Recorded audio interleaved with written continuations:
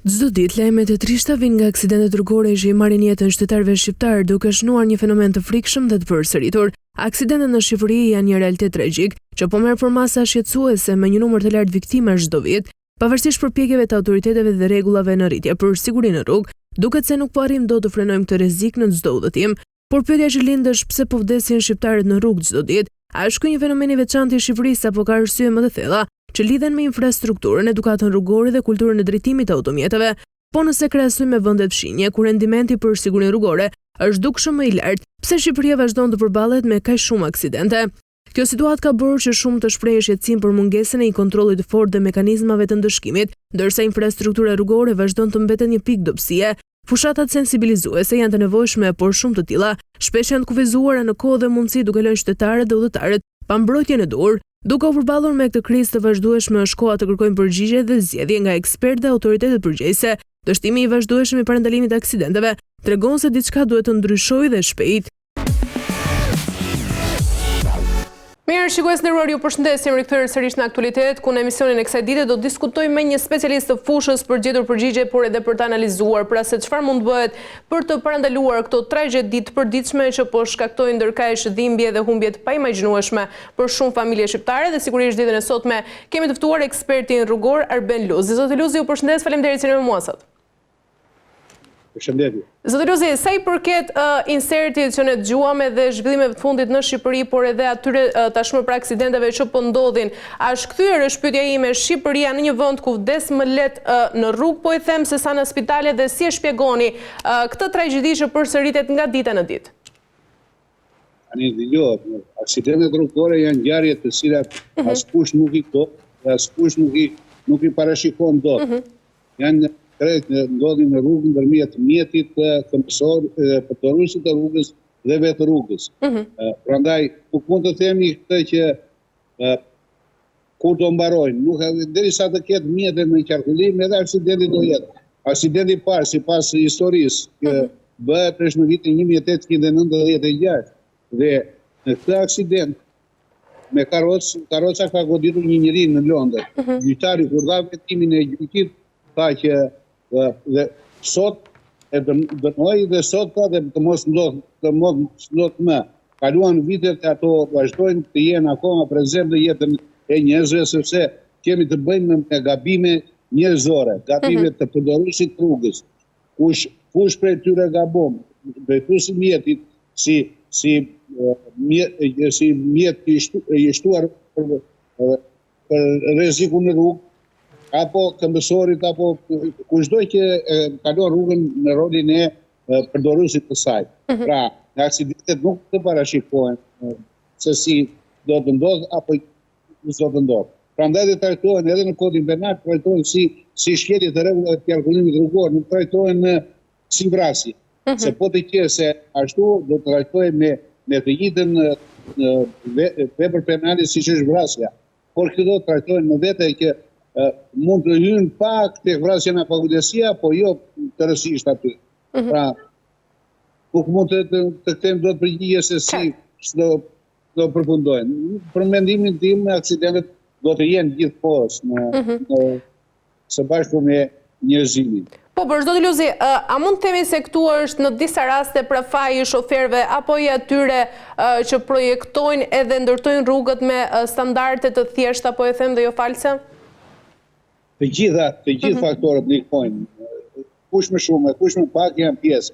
Edhe infrastruktura rrugore ndikojnë, edhe mjetet, kategorizimi mjeteve, mjetet e përdorura të normave të lejuara, drejtuesit e mjeteve, edukata në lidhje me qarkullimin rrugor, që e ngrën gjithmonë dhe sikur prokasim në derë të shurdhët. Nuk është vënë akoma një libër në shkollë që të merë një edukat detale në lidhje me qarkullimin rrugor. Këta fëmijë që po lindin, i përgatisim që të jenë leset të ballafaqohen me infrastrukturën rrugore. Ne aq më tepër ne po i edukojmë.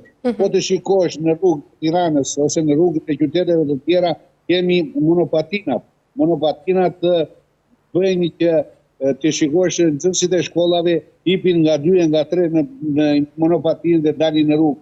Sa e rrezikshme është ai si mjet. E kemi thënë në një njën të kodit rrugor përmendjen të trajtohen ashtu si dyrotakët për biçikletat dhe me të njëjtat forma i trajtojnë. Por këto janë mjete që gjenerojnë energji dhe shpesh edhe gjenerojnë dhe shpejtësi më të madhe se sa ajo që është e lejuar, se deri në 25 km/h mjeti lejohet që të qarkullojë. Pas 25 km/h mjeti duhet jetë i pajisur me leje drejtuesi mjeti duhet jetë i pajisur me leje drejtimi mjeti. Çfarë kategoria AM quhet ajo më e ulta është për siklomotorët dhe këto lloj motomjetesh, por ne nuk po i përgatisim këta të rinj se si duhet të qarkullojnë në rrugë. Ai duhet të marrë edukatin që në shkollë dhe duke dalë në rrugë pasaj me atë monopatinën do jetë më i përgjegjshëm, më i kujdesshëm në rrugë dhe edhe aksidentet janë një formë që do të bien duke qenë që të gjithë edhe drejtuesit e mjeteve motorët me fuqi të lartë do të jenë më të edukuar duke njohur dhe rrezikun. Në lidhje me infrastrukturën rrugore, unë jam atë se rrugët kanë qenë dikur kanë qenë më të këqija se sa sot, shumë janë më të këqija. Dhe shikojmë sot në rrugët e Shqipërisë ne kemi në gati 90% të tyre kemi të restauruara rrugë, edhe ato që janë interurbanë kryesore janë gati quhen me shprehjen superstradë. Sinjalistë rrugore të mirë. Ka vend për të mirë, ka akoma. Por e gjitha këto edhe mjetet që hynë sot në Shqipëri, krahas mjeteve të vjetra, hynë dhe mjetet luksi, mjetet të reja, mjetet të fuqishme me fuqi motorike. Po si mundet të qarkullojë një mjet me fuqi të tillë me një shpejtësi që ai shpejtësinë në autostradën e kemi 130 km/h dhe pranë ne të shohim saj se pranë tia qarkullon një motokarro apo një motor me cilindra të ulët. Pra, kjo ka të bëjë thjesht me edukatën e këtyre përdoruesve të rrugëve, të cilët përdorin rrugën atje ku nuk u takon. Dhe kjo gjithmonë pas të mbështimit që ka marrë apo s'kan marrë, sepse të gjitha janë rruga është, sinjalistika rrugore është që ndalon kategori mjet që të futet në autostradë, ai prapë fut. Qartë, por zoti Luzi, pse nuk ka mekanizma, po them real, për ta kontrolluar pra këtë rrezik? Sepse ashtu si e thatë edhe ju, ka shumë shoferë pra shpesh të cilët janë të rinj, të cilët ndonjëherë janë të pamatur, lëvizin me automjete pra në gjendje të dehur. Shko, ndërgjegjësimi qytetar që makina të drejtë, më duke se i ka kaluar koha, të gjithë janë të bindur që mjeti të drejtë është vdekje prurës dhe ne kemi pasur raste edhe aksidente tepër tragjike me 4-5 persona në botë që kanë humbur jetën, familje që janë shuar në ngjarje. Prandaj nuk mund të themi se ne jemi në etapat e para dhe si do bëhet. Duhet të ndërgjegjësohet duhet të rritur edukata qytetare është për mua është primarja. Se mbetemi, rrugët janë, makinat janë, s'do drejtuesi mjeti. Se s'keshim vetëm edukata qytetare, po policia këtyre në këtë drejtim mendoj se është shkaku kryesor. E zoti Luzi, ndërkaq shumë ekspertë të fushës tuaj flasin pra pas çdo tragjedie që ndodh në rrugët e Shqipërisë dhe vetëm, por kemi parë që askush nuk mban përgjegjësi. Kush duhet të jap dorëheqjen pas këtyre tragjedive që ndodhin në Shqipëri? Më falni, po ju nuk dini kush e drejton, kush është ai kryetari i sigurisë rrugore në Republikën e Shqipërisë. Nuk ma ktheni këtë përgjigje. Ne se dim kush e drejton këtë komitet. Kur është mbledhur ky komitet? Po të kërkoni në këto rrjetet sociale dhe LGBT-n, do të gjeni që është mbledhur në vitin 1994, 95, 96 dhe më mbrapa nuk është mbledhur më. Sa kam vdekur që atëre deri më sot. Nuk e them për politikë, po e them për statistikë. Po, patjetër. Nuk është. Pra, nëse nuk funksionojnë të gjitha hallkat e shtetit, ne mbetemi vetëm policia. policia është një xhandar në rrugë, që të del në rrugë dhe të pret gjobë. Dhe shpesh ne flasim për policin llafet nga më të rëndomta. Në fakt ai bën një kontroll. Ai është vetëm një mekanizëm që funksionon në sigurinë rrugore. Ky mekanizëm i vetëm nuk jep rezultat. Sepse ajo është një infrastrukturë e tërë që nga rruga, që nga sinjalizimet e mjetet e drejtuesi mjetit, edukata qytetare, janë të gjitha këto që bashkërendohen. Dhe në fund është dëshkimi. Dëshkimi është hallka e fundit e zinxhirit. E qartë. Por për gjitha këto tragjedhi që ndodhin dhe për ato që ju thatë zot Luzi, çfarë vlere kanë kamerat, radarët dhe kontrollet në rrugët e Shqipërisë? Vetë kuptohet, dëgjohet tani. Ato janë format e policisë dhe policia që i kanë në literaturat e tyre. Ky janë format klasike të shërbimit policor. Njëra është ajo me patrullim ku policia është i turpshëm, dhe tjetra është ajo që komuniteti e di që në këtë sektor ka policë, por ai është i padukshëm. Dhe përsëri vlera është njësoj. Të dy ata të marrin mund të jenë mund të kenë efikasitetin e tyre në lidhje me këtë drejtim. Qartë. Zotë Luzi, për ta përmbyllur temën e parë dhe për të kaluar më pas tek tema e dytë, pyetja ime e fundit është se në Shqipëri, pra në vendin tonë, a merren patenta pa merite dhe me lek në dorë? Kemi dëgjuar shpesh raste si këto. Edhe kaluar koha kjo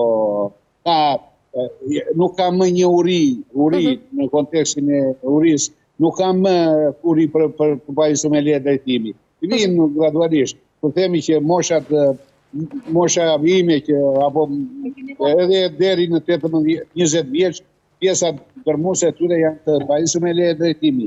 Nuk vjen dot njeri. Dhe marrja e lejës drejtimit është duke ju nënshtruar një provimi. Ky provimi për mua është i rregullt, shumë i rregullt, sepse shikojmë dhe në seriozitetin që marrin njerëzit tanë kur vjen. Që nga fëmijët e niprit, se na bën niprit tani për të marrë patentë. Jo më neve që për fëmijët tanë kanë të gjithë patentë. Pra e shikojmë veprimet që kryen këta njerëz.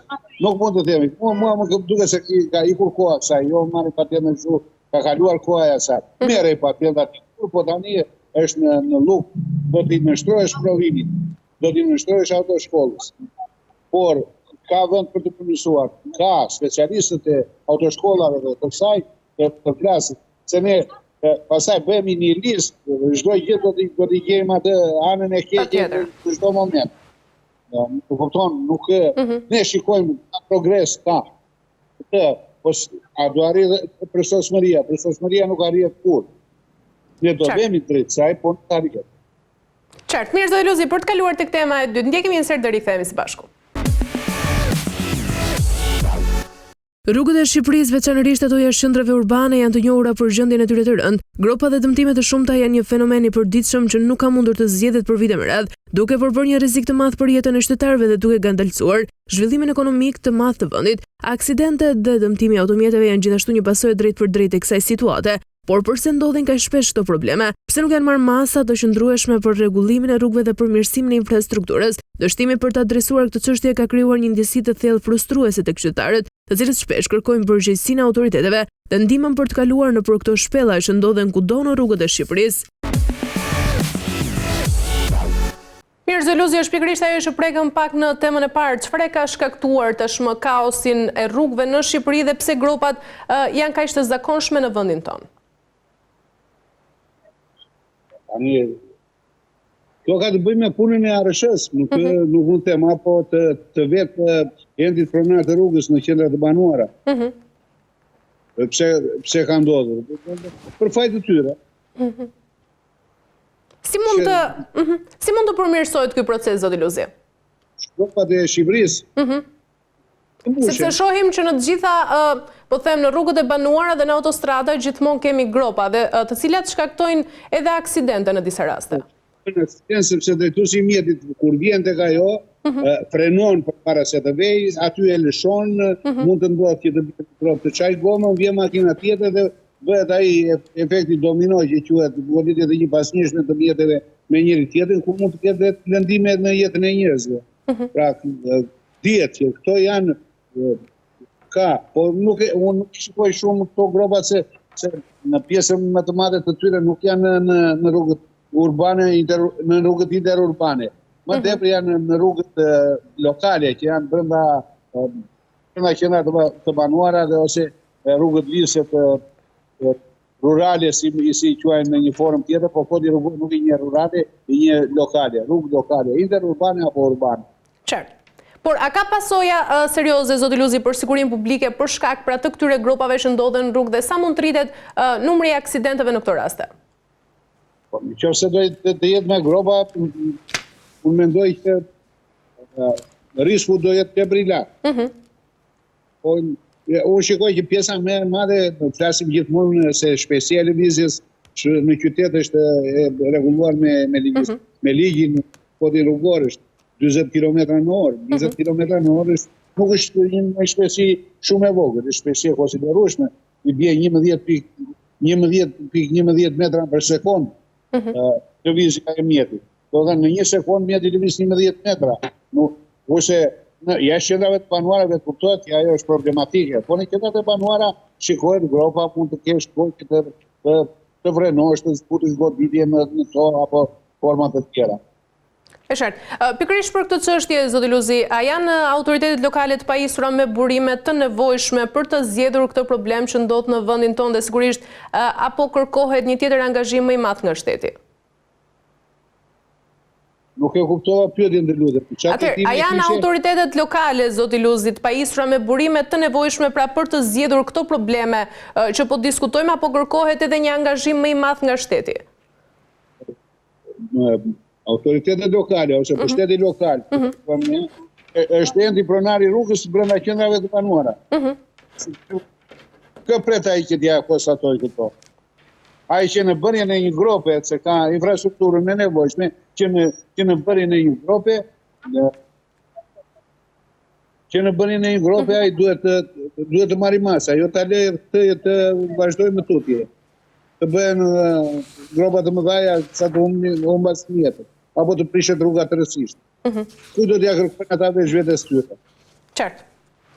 Ndërkaq, zoti Luzi, a mund të implementohen dhe metoda më të mira për ndihmë dhe mbikëqyrjen e këtyre projekteve pra të rregullimit të rrugëve që japim fund, po them edhe problematikave që po ndodhin tashmë në Shqipëri pikërisht për aksidentet?